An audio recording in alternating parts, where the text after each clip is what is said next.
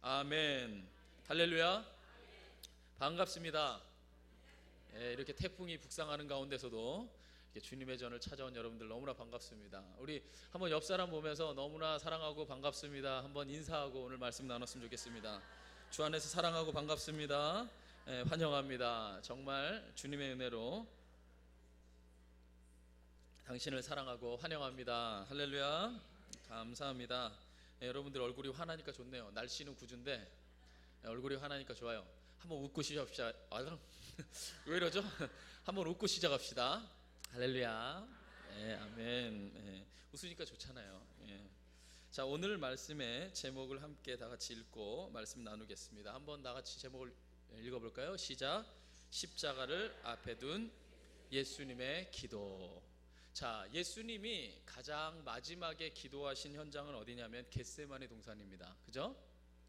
겟세마네 동산에서 마지막 기도를 드리시고 이 유대 병정들에게 또한 대제사장의 그 무리들에게 잡혀가셨다가 십자가를 지시게 돼요. 그런데 성경에는 공교롭게도 겟세마네의 기도가 내용이 담겨져 있지 않습니다.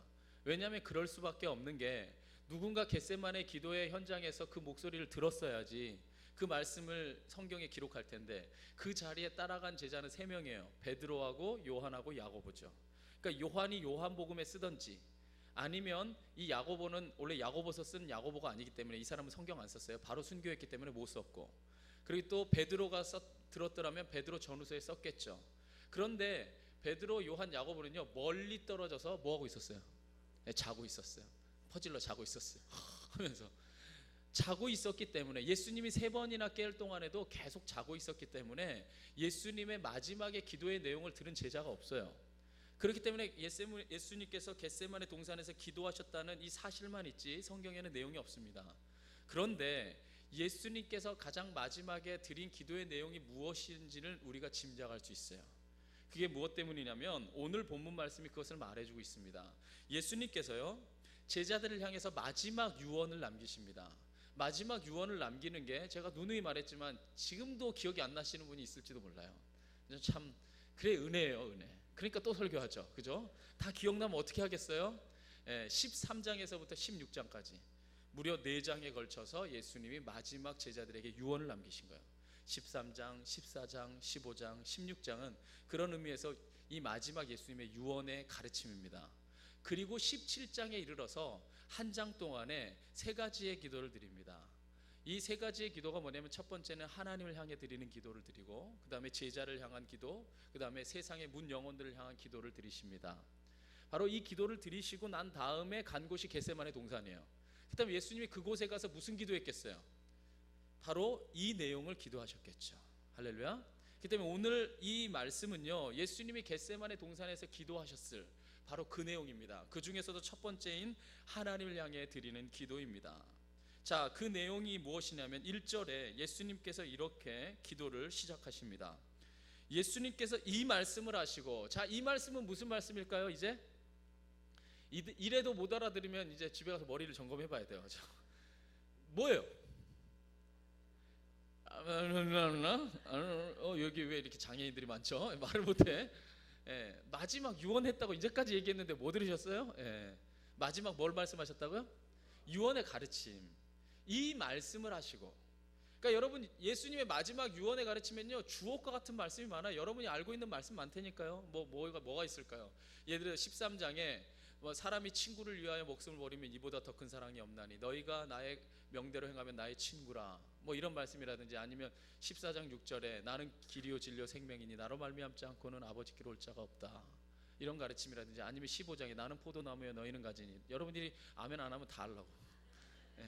이 주옥과 같은 가르침을 예수님께서 다 가르치시고 난 다음에 이 말씀을 마치시고 눈을 들어 하늘을 우러러 이르시되 아버지여 때가 이르렀사오니 아들을 영화롭게 하사 아들로 아버지를 영화롭게 하게 하옵소서라고 기도합니다. 자, 예수님께서요 저는 여기 이 모습을 보면서 참 그 머릿속에 한번 그려봤어요. 예수님께서 가장 마지막 순간에요 이제 예수님이 제자들의 가르침을 다 했죠.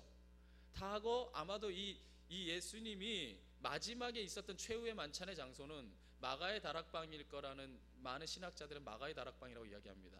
바로 그곳에서 마지막 최후의 만찬하시고 이제 십자가를 지시는 거고, 나중에 제자들도 모이는 곳이 그곳이에요. 자, 그러면 그곳에서 아마도 바깥으로 나갔을 수도 있고, 아니면 이 앞에서 창밖을 보면서 하늘을 우러러 보셨습니다. 눈을 들어 주님께서 하늘을 우러러 보시고 말씀하시기를, 아버지여, 이제 내가 아버지를 영화롭게 하게 하옵소서라고 기도합니다.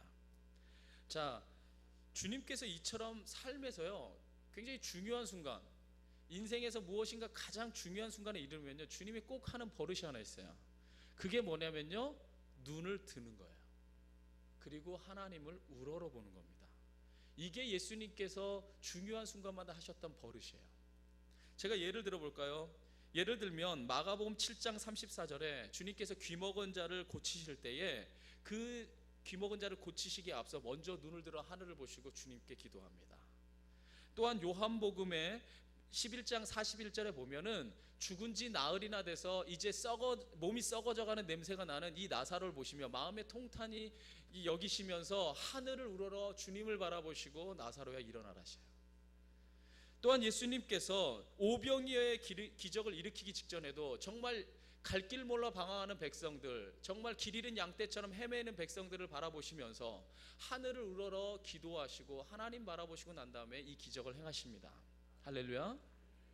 그렇습니다. 그 주님께서 가장 인생의 이제 마지막 순간, 죽음을 목전에 둔 가장 중요한 순간에 또 다시 눈을 들어 하늘을 바라보는 겁니다. 여기서 눈을 들어 하늘을 바라봤다는 것은 하늘에 별 보려고 한 게 아니에요. 하늘에 달을 보려고 눈을 든 게 아니에요. 누구를 바라본 겁니까? 하나님을 우러러 본 것입니다. 여러분, 신앙이 무엇인 줄 압니까? 신앙이 어려운 게 아닙니다. 신앙은요, 하나님을 향해 눈을 드는 거예요. 인생의 가장 중요한 순간에, 가장 선택해야 될 그 순간에요, 오직 한 분 하나님만 우러러 보는 것이 바로 신앙입니다. 눈을 들어 하나님을 보는 자만이 끝까지 영적인 순례의 길을 걸어갈 수 있고 끝까지 하나님의 사명을 완수할 수 있습니다. 인생의 고비나 어려움의 순간엔 더욱더 하나님을 바라볼 때 우리에게 능력이 부여되고 온전히 주님의 길을 걸어갈 수 있어요. 그래서 시편의 기자가 시편 121편에 고백하기를 이렇게 말합니다. 내가 산을 향하여 눈을 들리라. 나의 도움이 어디서 올까? 여기서 산은요, 또 산 바라본다 이렇게 생각하시면 안 돼요. 그죠? 산이 뭐예요? 하나님의 산 시온, 하나님을 의미하죠.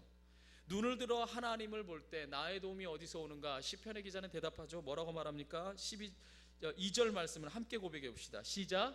나의 도움은 천지를 지으신 누구에게서로다? 여호와에게서로다. 할렐루야. 그렇습니다. 나의 도움은 오직 천지를 지으신 여호와께로부터 오는 것입니다. 그분이 내 삶의 모든 것을 주관하시며 나의 출입을 지금부터 영원까지 인도해 주시는 분이십니다. 바로 그 하나님을 향해 주님은 눈을 들어 우러러 보셨습니다. 그리고 그 하나님을 위해 주저함없이 마지막 십자가의 길을 주님께서는 걸어가셨습니다. 이 주님께서요, 이 하나님을 눈을 들어 우러러 봤을 때 하나님과 마음이 통했어요. 어떤 마음이 통했냐면, 하나님이 내 삶을 돌아보고 있는 한, 하나님이 내 삶을 바라보고 있는 한, 내가 비록 십자가의 길을 걸어갈지라도 주님은 능히 나를 살리실 것이다. 주님은 나를 회복시키실 것이고 구원의 모든 사명을 이루실 것이다. 여러분, 사실 예수님이요, 여러분 이 성경을 볼 때에 우리가 많은 순간 잊어버리는 게 뭐냐면, 예수님이 인간이었다는 사실을 잊어버려요. 예수님도 인간이었습니다. 예수님도 우리 같은요, 얼굴에 이 껍질을 가지고 있었고, 저 이게 잘 늘어나요. 이렇게 되게 잘 늘어나는데 찌신 분들은 안 늘어나죠. 탱탱해서. 네, 저는 이렇게 바로 잘 늘어나요. 살도 가지고 계셨고 이렇게 좋아하세요? 이렇게 징그러워하는 얼굴로 보세요. 예, 저도 사람입니다. 예, 살도 가지고 계셨고 목마르셨고 배고프셨고 피곤하셨던 예수님도 인간이었어요.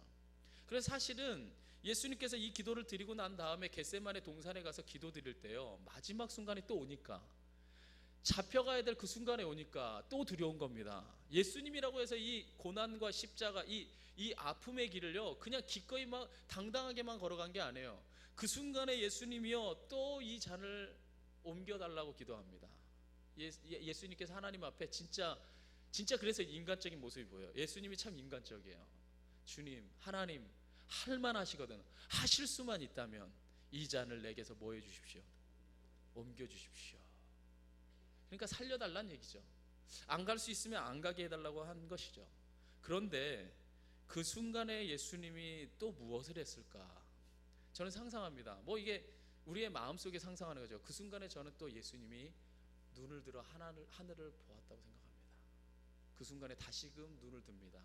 그리고 하나님을 봅니다. 그리고 물었을 거예요. 하나님의 뜻은 뭡니까? 마지막 순간까지 묻고 싶은 거예요. 안 갈 수만 있으면 안 가고 싶으니까. 하나님의, 그렇지만 이것이 내 뜻인데 하나님의 뜻은 뭡니까? 물으셨어요. 눈을 들어 하늘을 보시고. 그리고 난 다음에 주옥과 같은 고백이 흘러나오죠.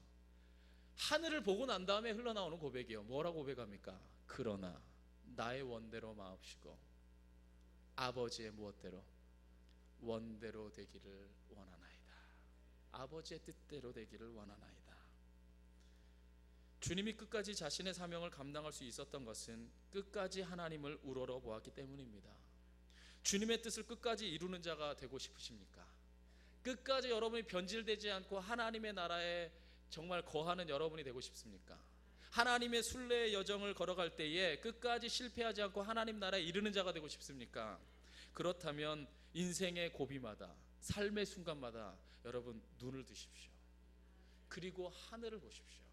하나님을 우러러 보십시오. 그리고 하나님을 향해 질문하십시오. 제가 지난 수요일에 설교할 때 여러분에게 말씀했지만 그 인생의 고비마다, 삶의 선택의 순간마다, 무엇인가 해야 될 때마다 여러분이 하늘을 향해 눈을 들어 할 일이 딱 한 가지가 있습니다. 그것은 무엇이냐면 주님을 향해 늘 삶의 순간에서 물으십시오. 주님, 내가 지금 무엇을 해야 됩니까? 지금 내가 무엇을 하는 것이 하나님의 뜻을 이루는가? 여러분, 삶의 길에서 실패하고 삶의 길에서 하나님의 뜻을 벗어나는 사람들이요, 하나님을 믿었던 사람들은 대부분, 다시 한번 강조하지만, 자기가 하나님의 일을 행하는 줄 알아요. 자기가 하나님의 뜻대로 살아가는 줄 압니다. 그런데 그들의 인생에서 뭐가 없어져 버려요?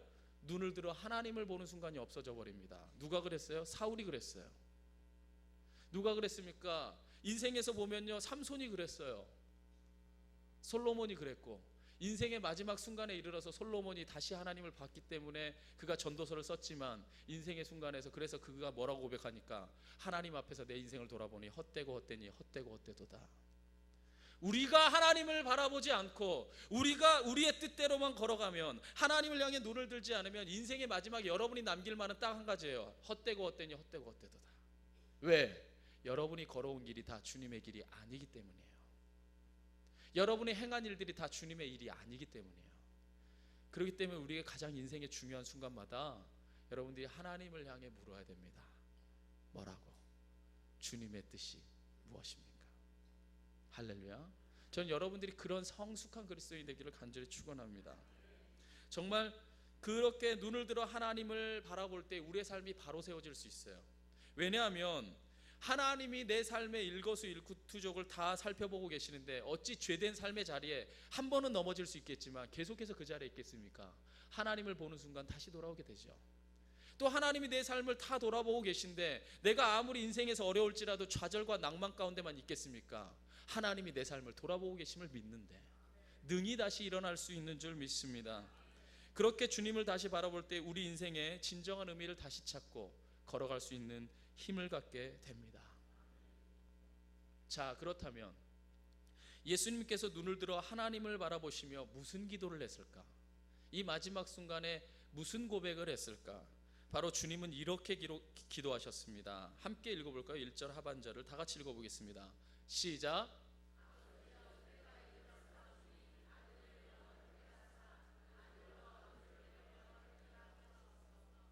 할렐루야. 아버지여, 뭐가 이르렀사오니? 이제 때가 왔다는 거예요. 때가 이르렀사오니 아들을 영화롭게 하사 아들로 아버지를 영화롭게 하게 하옵소서라고 기도합니다. 여기서 예수님은 아들을 영화롭게 하사 아들로 아버지를 영화롭게 해달라고 간구합니다. 그렇다면 여기서 말하는 영화라는 말보다 우리가 많이 쓰는 말은 영광. 이 영광은 과연 무엇인가? 이 예수님이 말하는 이 영광은요, 그 내용이 5절 말씀에 나타나 있습니다. 5절이 뭐라고 이야기하냐면요, 5절에 이렇게 말합니다. 아버지여, 창세전에 내가 아버지와 함께 가졌던 영화로서 지금도 아버지와 함께 나를 영화롭게 하옵소서라고 기록하고 있습니다. 여기서 예수님이 말하는 영화는요, 여기 성경에서 고백하고 있듯이 예수님이 직접 고백했듯이 창세전에 하나님과 함께 계셨던 그가 그 자리로 돌아가서 받는 영광이에요. 그러니까 창세전에 하나님과 동행했던, 함께했던 그 영광을 내가 다시금 받게 하셔서 아들로 아버지를 다시금 영광스럽게 만들어 주시옵소서 기도한 겁니다. 태초에 하나님께서 천지를 창조하실 때요, 하나님께서 이 예수님과 함께 하셨어요. 이 예수님은 어떤 모습으로 함께 하고 계셨냐면 말씀, 로고스죠. 말씀으로 하나님과 함께 하셨어요. 그래서 이 세상이 창조될 때 모든 영광과 영화를요, 하나님과 함께 말씀으로서 예수님은 다 함께 누리셨어요. 그래서 말씀으로 이 세상을 창조하셨고, 그 말씀을 하나님이 바라셨고, 그 말씀이 예수님을 통해 이루어짐으로써 이 땅의 모든 창조가 이루어지고 그 모든 영광을 하나님과 예수님이 같이 받으셨어요. 그래서 요한복음에 보면 그 놀라운 비밀을 깨달았던 요한 사도는 이렇게 고백합니다. 요한복음 1장 1절에 3절까지 말씀입니다. 태초에 말씀이 계시니라. 이 말씀이 하나님과 함께 계셨으니 이 말씀은 곧 하나님이시니라. 그가 태초에 하나님과 함께 계셨고 만물이 그로 말미암아 지은 바 되었으니 지은 것이 하나도 그가 없이 된 것이 없느니라. 할렐루야. 창세전에 하나님과 함께 말씀으로서 로고스로서 존재하시면서 모든 영광과 영화를 예수님이 함께 누리셨어요. 그런데 여기에 복음의 진리가 있습니다. 하나님께서 죄인된 인간들, 죽음 가운데서, 죄 가운데서 죽어가는 인간들을 구원하시기 위해서 하나님과 함께 이 모든 영광을 누리시던 예수님을 이 땅에 보내주셨어요. 자, 그래서 이 요한사도는 이 놀라운 영적 비밀에 대해서 14절에 말하기를 이렇게 고백합니다. 말씀이 뭐가 돼요? 그렇죠. 말씀이 육신이 된 겁니다. 하나님과 함께 계셨던 그 말씀이 육신이 되어 우리 가운데 거하심에 우리가 그의 영광을 보니 아버지의 독생자의 영광이요 은혜와 진리가 충만하더라. 할렐루야.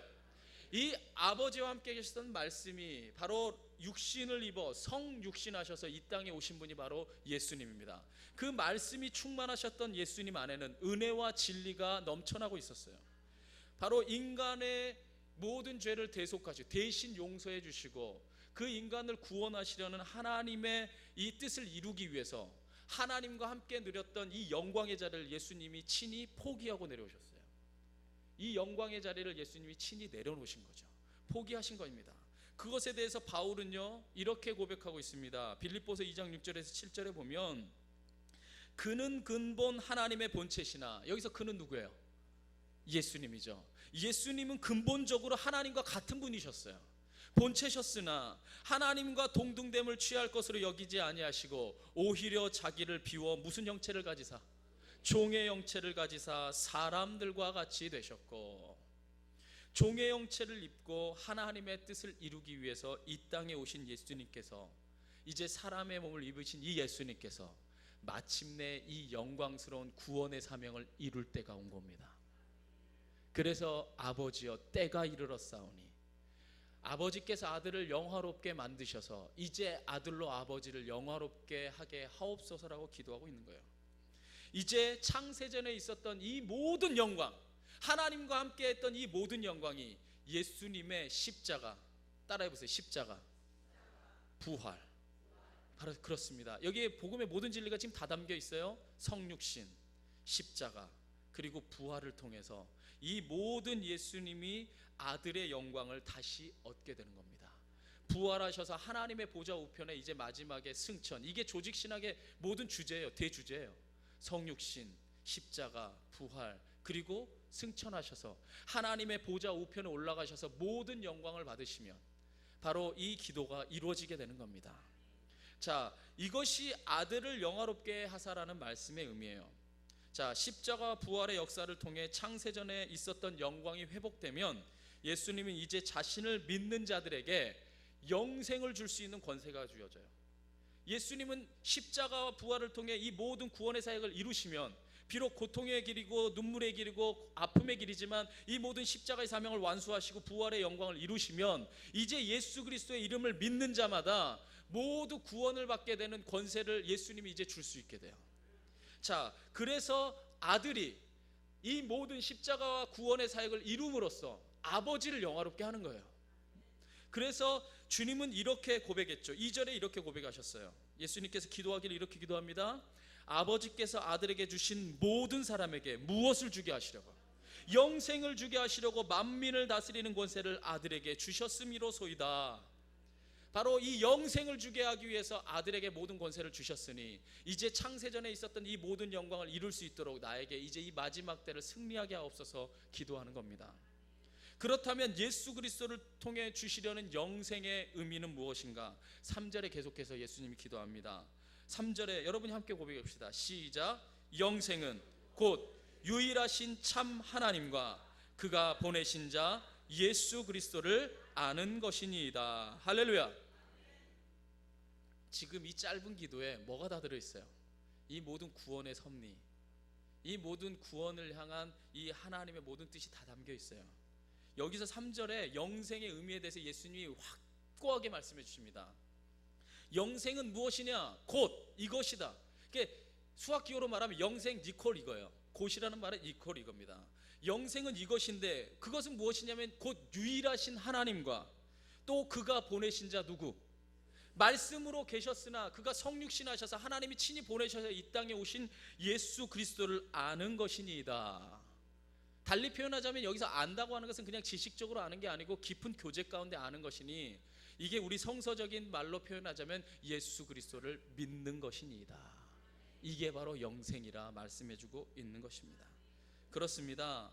하나님이 우리에게 주시는 영생은 이 땅에 유일하신 하나님과 그가 보내신 예수 그리스도를 아는 것, 바로 그것이 영생입니다.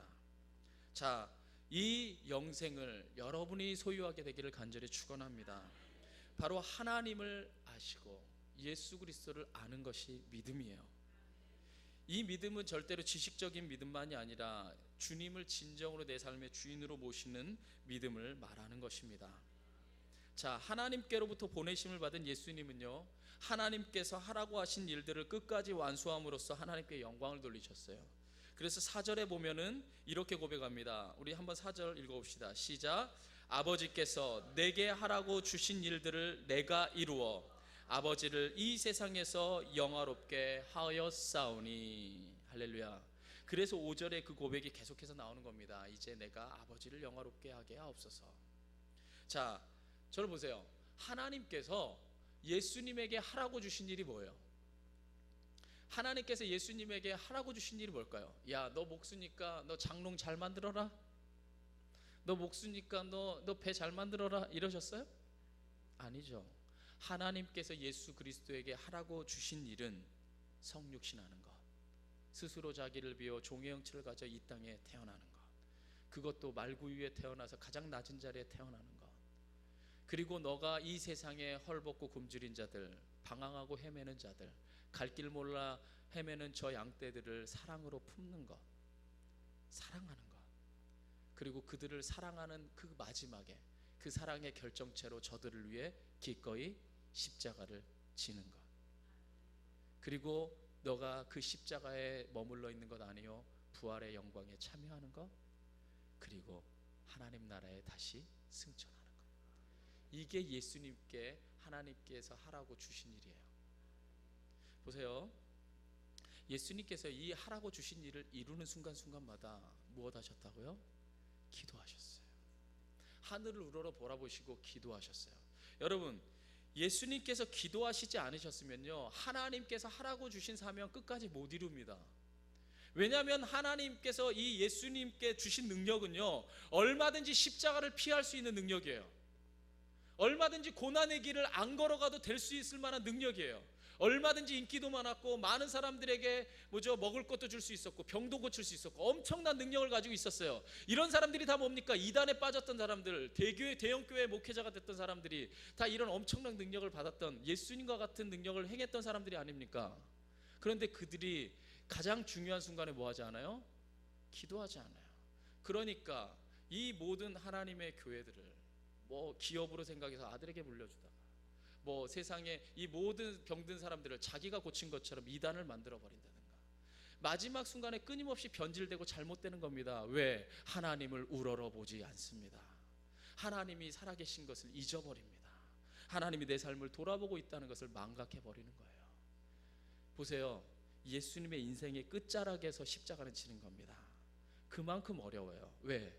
많은 명예를 쌓아놨기 때문에, 많은 권세도 이미 있기 때문에, 예수님에게는 많은 인기도 이미 있기 때문에, 힘도 있기 때문에 내려놓기가 더 어렵습니다. 시작보다 더 어려웠어요. 그러나 주님은 끝까지 하나님께서 하라고 하신 일을 이루셨습니다. 기도하고 눈을 들어 하나님을 바라보심으로 이루셨습니다. 그 결과 하나님을 영화롭게 하는 구원의 길을 주님께서 열어놓으신 것인 줄 믿으시기 바랍니다. 이것이 바로 주님이 행하신 일입니다. 이 모든 역사를 성취하심으로써 예수님은 창세전에 있었던 영광의 자리를 회복할 것이며, 이로 인해 하나님 또한 영광을 받게 될 것입니다. 주님이 이루신 모든 길을 통해 하나님이 영광 받으시게 되는 겁니다. 이러한 예수님의 사역에 대해서 바울은요, 다음과 같이 증거하고 있습니다. 빌립보서 2장 8절에서 계속해서 고백하기를, 바울이 이렇게 고백합니다. 사람의 모양으로 나타나사 자기를 낮추시고 죽기까지 복종하셨으니 곧 십자가에 죽으심이라. 이러므로 하나님이 그를 지극히 높여 모든 이름 위에 뛰어난 이름을 주사 하늘에 있는 자들과 땅에 있는 자들과 땅 아래에 있는 자들로 모든 무릎을 예수의 이름에 꿇게 하시고, 다 같이 마지막은 읽어보겠습니다. 시작. 모든 입으로 예수 그리스도를 주라 시인하여 하나님 아버지께 무엇을 돌리게 하셨느니라. 할렐루야. 바로 예수 그리스도께서, 주님께서 주신 모든 일을 완수함으로써, 그 모든 하나님의 일을 온전히 이루심으로써 구원의 길을 열어놓으셨고, 그 예수 그리스도를 통해 구원의 길에 들어선 사람들이 바로 예수 그리스도를 주라 시인하여 바로 창세전에 있었던 영광을 아들이 받게 하사 아버지로 아들을 영광을 돌리게 하셨습니다. 바로 이것이 주님께서 하신 일이고, 바로 오늘날 여러분이 해야 될 일입니다. 보십시오. 이것이 예수님의 삶을 본받아 살아가야 될 우리의 사명의 길이에요. 여러분 때문에 하나님이 영광을 받으셔야 된다고요. 참 마음 아픈 일 아닙니까? 우리 요즘에 장학일 목사님이 점점 더 고민하는 게, 이 기독교 단체가 NGO 운동을 해야 된다.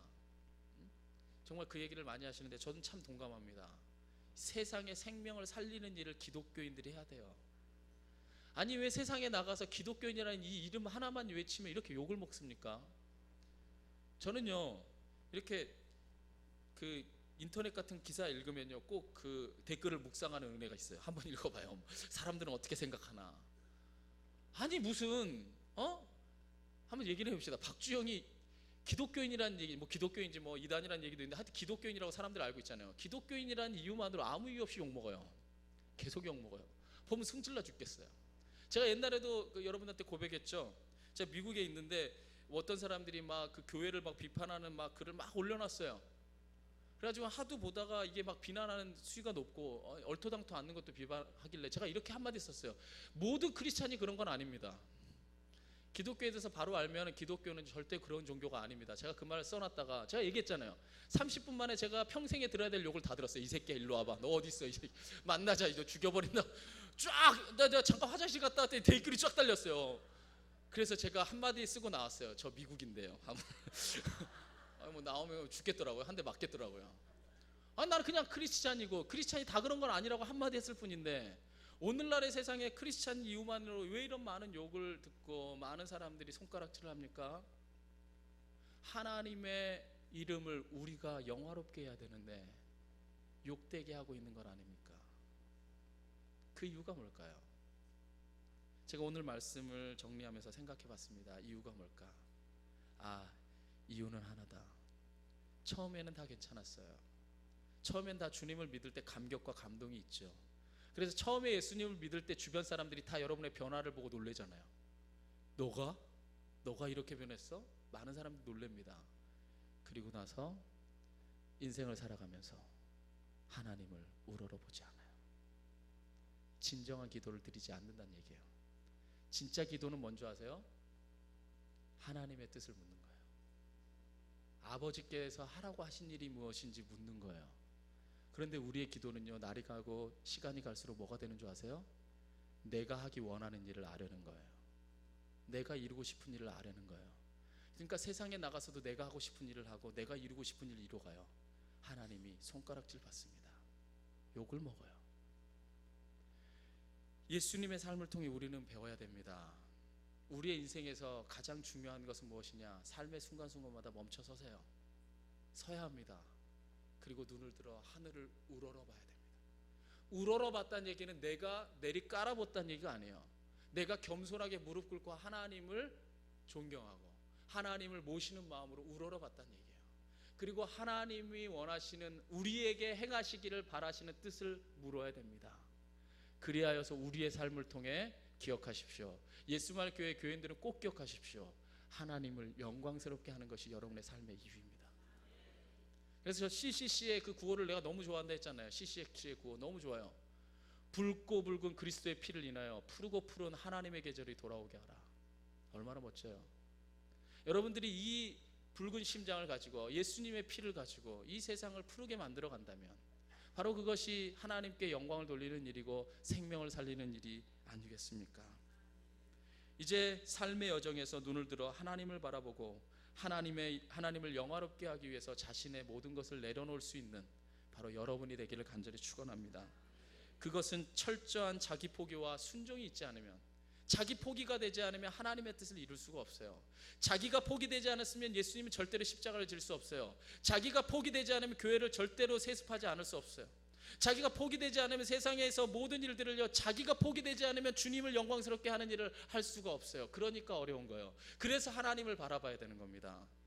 저도 젊기 때문에 이런 말을 하지만 저도 나이가 들면 들수록 더 많은 욕심이 생기고 더 많은 것을 얻게 될 것이고 더 많은 명예를 얻게 되고 더 많은 권력을 갖게 될 겁니다. 그래서 저 또한 늘 물어야 됩니다. 하나님을 바라봐야 되고 하나님의 뜻이 무엇인가 물어야지 제가 30년 뒤에도 자랑스럽게 이 설교를 하게 될 줄 믿습니다. 그렇다면 마지막으로 묻습니다. 오늘 말씀 정리하면서 여러분에게 묻습니다. 그렇다면 하나님을 가장 영화롭게 하는 사명이 뭡니까? 하나님을 가장 영화롭게 하는 일이 무엇입니까? 그것은 아들로 아버지를 영화롭게 하는 겁니다. 아멘 하셔야 되는데, 아들로 아버지를 영화롭게 하는 겁니다. 이게 무슨 얘기입니까? 세상에 생명 없는 자들, 소망 없는 자들이 예수 그리스도를 믿음으로 고백함으로 하나님 아버지께 영광 돌리게 하는 것, 영혼 구원, 생명을 살리는 것, 영혼들을 일깨워서 하나님 나라에 이르게 하는 것, 그것이 가장 하나님을 영광스럽게 하고 영화롭게 하는 사명인 줄 믿습니다. 우리가 예수님을 따라 자신을 철저히 낮추고 깨뜨려서 한 영혼을 구원한다면 이보다 하나님을 영광스럽게 하는 일이 없어요. 그래서 예수님께서 이 놀라운 영적 비밀에 관해서 뭐라고 말씀하셨어요? 이 땅에서 한 죄인이 구원받아서 이 하나님의 이 말씀 안에 들어오는 것이 하나님 나라에서 뭐가 일어난다고요? 천국의 잔치가 일어나는, 영광 받으시는 사건이 일어나는 겁니다. 할렐루야. 이 사명 절대로 잃어버리지 마십시오. 이 사명은 우리의 인생에서 처음과 끝이 되는 사명이고 끝까지 감당해야 될 귀중한 사명인 줄 믿습니다. 오늘 말씀 정리하겠습니다. 다시 한번 여러분에게 강권합니다. 삶의 가장 중요한 순간마다, 특별히 인생의 고비마다, 선택의 순간마다 그 순간에 잠깐 내려놓으시고 하늘을 우러러 하나님을 바라보십시오. 그리고 하나님의 뜻을 물으십시오. 그리고 그 뜻을 받들어 이 땅 가운데 세상에 하나님의 사랑을 전함으로써 예수 그리스도 아들을 통해 아버지를 영화롭게 하는 사명을 여러분이 감당하십시오. 그렇다면 여러분, 놀라운 것은 하나님께서 여러분을 영광스럽게 만들어 주실 것입니다. 창세전에 있었던 영광으로 예수님을 그 하나님의 보좌로 올리신 것처럼 바로 여러분을 하나님의 보좌로 올리셔서 영광을 받게 하실 것입니다. 아무쪼록 여러분의 삶의 현장에서 하나님의 영광을 구함으로써 묻 영혼을 살려내는 귀중한 생명의 통로가 되시기를 간절히 축원합니다. 아멘. 오늘 이 말씀을 마음에 담아 우리 함께 찬양으로 하나님께 고백하겠습니다. 우리 찬송가